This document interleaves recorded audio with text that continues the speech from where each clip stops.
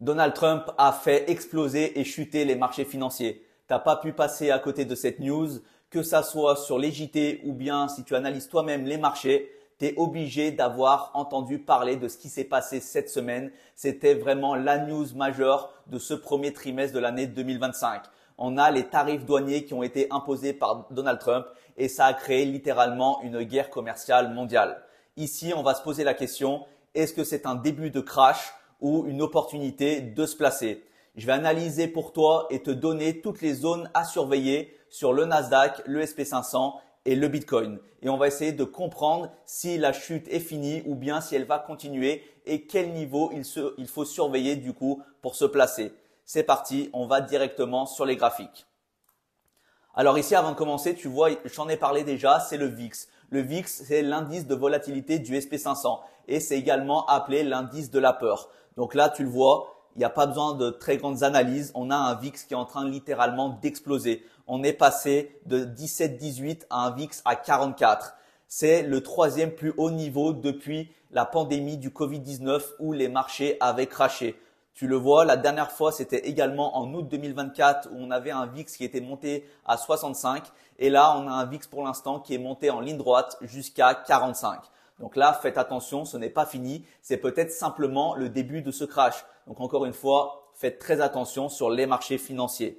Donc maintenant qu'on a vu ça, on va aller en détail sur les marchés du SP500, du Nasdaq et du Bitcoin pour analyser les zones que je surveille et vous donner les zones pertinentes. Donc là, on va commencer avec le SP500.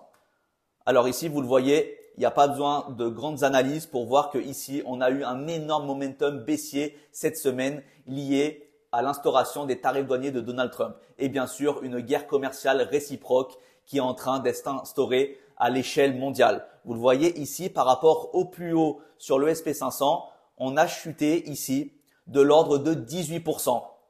Et par rapport au discours de Donald Trump de mercredi dernier, on a chuté en ligne droite de l'ordre de 12%. Donc vous voyez ici, on a vraiment un momentum baissier qui est massif. Maintenant ici, je vais vous donner les zones à potentiellement surveiller pour nous placer. Alors vous le voyez ici, ce qui est intéressant, c'est de récupérer des informations sur le cycle précédent. Regardez à ce niveau-là, par rapport à la crise du Covid de 2020, on a explosé sur le Nasdaq, sur le SP500, pardon, de 2170 jusqu'à 4800. Et ensuite, on a retracé de l'ordre de 27%. Donc, vous voyez, 27% de retracement, c'est tout à fait possible et ce n'est pas l'apocalypse. C'est un retracement normal dans une tendance haussière. Bien sûr, à chaque tendance haussière, il y a des retracements avant de créer une nouvelle impulsion. Et là, comme je vous l'ai dit, par rapport au précédent plus haut, on est simplement à moins 17, moins 18%. Donc, on a encore de la marge pour aller potentiellement à moins 25, moins 30, moins 50. Donc maintenant, ce qui est intéressant, c'est d'analyser les zones qui sont pertinentes. Alors ici, ce qui m'intéresse, moi, c'est le précédent high, le précédent ATH qui avait été créé par le SP500 en janvier 2022.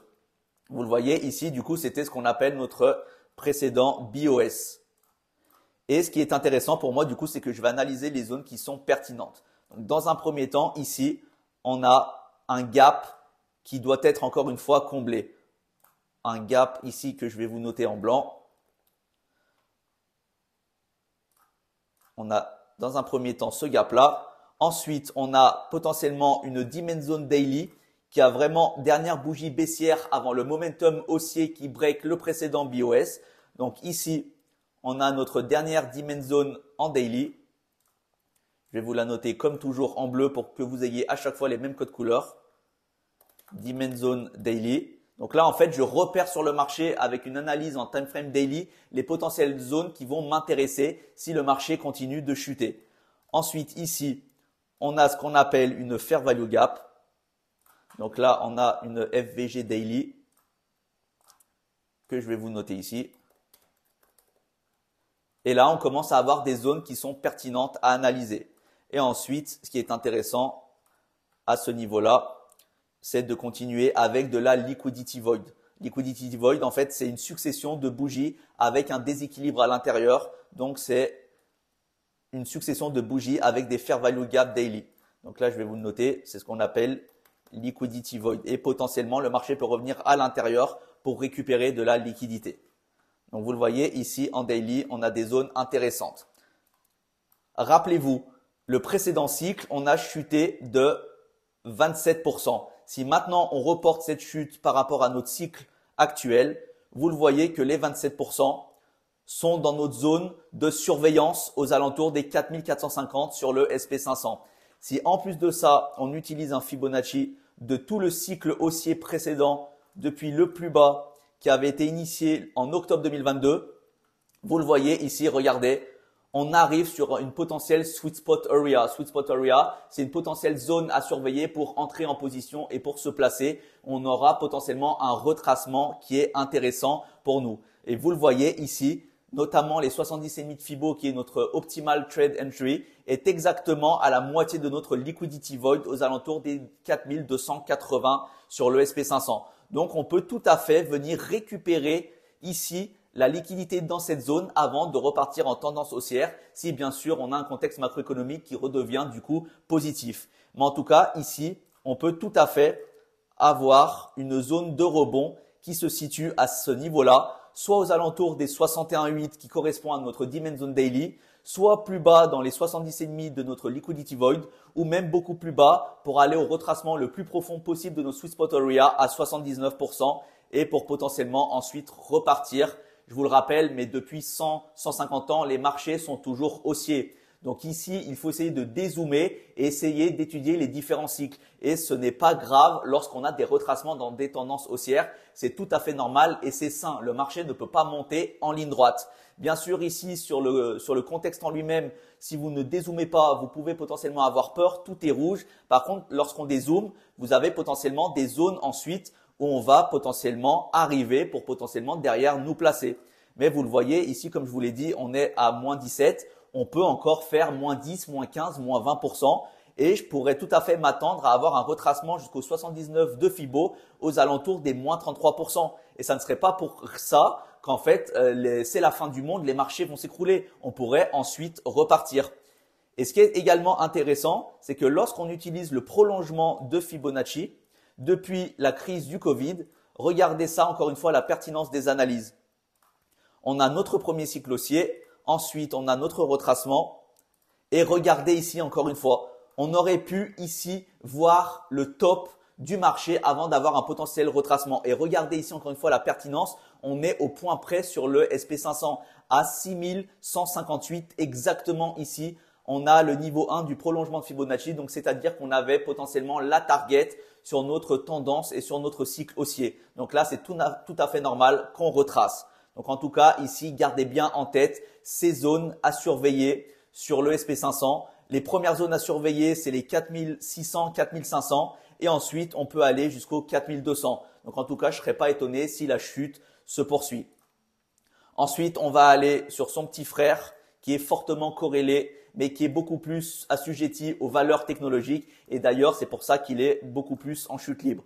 Je vous le rappelle, on était à moins 17%, moins 18% sur le SP500. Et là, on est à moins 22, moins 23. Pour l'instant, sur le Nasdaq, on est aux alentours des 17 400. Et si on effectue la même analyse que sur le SP500, vous le voyez ici, le précédent ATH était à ce niveau-là. Ensuite, on a une zone de gap qui doit être également comblée, qu'on n'a pas comblée, qui est ici. Donc là, notre zone de gap. Je vais vous la mettre en blanc à chaque fois avec le même code couleur. Donc là, potentiellement, on peut revenir dans un premier temps aux 16 200, 16 300. Ensuite, on a également ici notre Demand Zone à ce niveau-là. La Demand Zone Daily qui a push le prix à la hausse en breakant le précédent BOS. Donc, je vous le rappelle, mais la Demand Zone, c'est la dernière bougie baissière avant le momentum haussier. Donc là, je vais vous le mettre ici en bleu. Donc, Demand Zone Daily, potentiellement qui peut attirer le marché et potentiellement avoir on va dire un niveau défendu par les acheteurs pour ensuite repartir à la hausse. Et on a également ici, comme sur le SP500, vous le voyez, il est très corrélé. On a ici ce qu'on appelle de la liquidity void. Donc là, des liquidity void. Et ensuite, ce qui est intéressant du coup, c'est de repérer par rapport au cycle précédent. Regardez ici sur le Nasdaq, par rapport au plus haut, on a chuté de 38% jusqu'au plus bas précédent avant ce nouveau cycle haussier. Donc, vous le voyez, 38%. on a encore de la marge pour potentiellement venir récupérer les 38% de chute sur le Nasdaq. Si maintenant on utilise notre retracement de Fibonacci sur ce dernier cycle haussier par rapport à 2022, vous le voyez encore une fois ici, on a des zones pertinentes dans notre sweet spot area. On a dans un premier temps les 61,8 qui peuvent être intéressants, qui correspondent à notre liquidity void. On a également les 50% de Fibonacci. Avec excès, on aurait du coup notre demand zone daily à surveiller aux alentours des 15 700. Et si en plus de ça, on prend, on va dire, sur le Nasdaq, ça serait pas étonnant d'avoir moins 30, moins 35, moins 40, même jusqu'à moins 50% de retracement sur ce cycle. Vous le voyez ici, les moins 37, regardez encore une fois, tomberaient dans notre sweet spot area et dans notre optimal trade entry ici aux alentours des 70,5 de Fibo. Et potentiellement ici, on viendrait récupérer la liquidité à ce niveau-là exactement. Donc vous le voyez ici encore une fois, zone pertinente à analyser aux alentours des 14 150 sur le Nasdaq. Et là, ça nous donnerait du coup une chute de 37% comme le cycle précédent. On peut même avoir un retracement plus profond à ce niveau-là où on peut venir dans notre, on va dire 79% de Fibo et là avoir on va dire un retracement profond jusqu'à moins 42%. Donc vous voyez ici, on a des zones très pertinentes à analyser et c'est pour ça que là potentiellement, c'est que entre guillemets le début du crash. On va pouvoir encore pousser le prix à la baisse et visiter des prix encore plus bas. Et ne vous inquiétez pas, il faudra ensuite faire au cas par cas, mais ce n'est pas gênant si on a encore moins 10, moins 20, moins 30%, tant qu'on ne vient pas du coup breaker le précédent plus bas ici à 10 500 où on entrerait potentiellement en bear market, en tendance baissière long terme. En tout cas, ici, ce sont les zones vraiment à analyser de manière plutôt grossière sur un time frame daily. Bien sûr, ensuite, quand on arrivera proche de ces zones, il faudra descendre notre analyse de time frame en descendant sur du H4, M15 et après potentiellement en fonction de votre style de trading, de trouver le time frame pour trouver des setups à haute probabilité pour vous positionner. Et ensuite, on va finir par le Bitcoin. Bitcoin également très intéressant qui lui, par contre, a majoritairement tenu compte tenu du contexte macroéconomique et notamment par rapport au Nasdaq et au SP500, il a beaucoup moins chuté que les deux autres actifs. Donc là, si on prend par rapport au précédent plus bas à ce niveau-là, vous le voyez, pour l'instant, on est en train de stagner et de rebondir sur les 50% de Fibo. Donc là, pareil, on va essayer de voir avec l'énorme momentum haussier qui a été créé, quelles sont les zones à prendre en considération. On a notamment ici une Fair Value Gap Daily. Donc vous le voyez, FVG Daily où potentiellement le marché pourrait revenir à l'intérieur qui coïncide ici avec les 61,8 de Fibonacci. Et on a également ici notre Demand Zone, ici Demand Zone Daily qui pourrait être une zone à fortement surveiller si on veut potentiellement avoir un rebond du Bitcoin. Donc là, vous le voyez, Demand Zone Daily qui correspond en plus exactement aux 70,5 de Fibonacci. Donc, je ne serais pas étonné qu'on puisse également baisser jusqu'aux 67 000 $ sur le Bitcoin. Ça serait tout à fait envisageable et ça n'entérinerait en rien la tendance haussière long terme sur le Bitcoin. Si maintenant on prend par rapport au précédent plus haut, là, on a retracé de l'ordre de moins 30 jusqu'au plus bas sur le Bitcoin et on pourrait aller potentiellement jusqu'à moins 39, moins 40. Étant fortement corrélé aux valeurs technologiques et au Nasdaq, vous le voyez, le Nasdaq à moins 40, moins 42 sur les zones de retracement profond. Ici, sur le Bitcoin, on serait à moins 40 également. Donc, vous le voyez, on a également une corrélation qui est établie qui serait intéressante. Et potentiellement ici, si en plus de ça, on utilise le prolongement de Fibonacci pour essayer de comprendre quels vont être les niveaux suivants à appréhender. Si par exemple ici, on vient s'appuyer sur notre Demand Zone Daily, vous le voyez, on peut ensuite targeter dans un premier temps, premier TP objectif sur le Bitcoin, les 127 000 $ en premier target en utilisant la même méthode d'analyse que j'ai fait juste avant sur le SP500. Donc vous le voyez ici, pas de panique. Faites attention, si vous tradez les marchés, il y a énormément de volatilité. Vous l'avez vu avec le VIX, vous l'avez vu que toutes les actions sont en chute libre. Vous le voyez ici par rapport à la performance de cette semaine. On a Microsoft moins 5, Apple moins 14, Amazon moins 11, Tesla moins 10. Donc on parle beaucoup de la crypto-monnaie qui est volatile, mais ici vous avez vraiment la preuve que les marchés de finances traditionnelles sont également énormément volatiles. Nvidia a perdu moins 14. Donc vous le voyez, on a énormément de volatilité. Faites très attention, respectez votre money management et respectez également vos plans de trading. En tout cas, j'espère que ça vous a aidé. N'hésitez pas à revoir cette vidéo plusieurs fois et à noter les différents niveaux que j'ai surveillés. Bien sûr, ce ne sont pas des conseils en investissement, mais je vous partage les zones que je surveille sur les principaux actifs que je trade. En tout cas, merci à vous d'avoir suivi cette vidéo. Je vous souhaite bien sûr un bon week-end et on se retrouvera très bientôt pour une prochaine vidéo YouTube.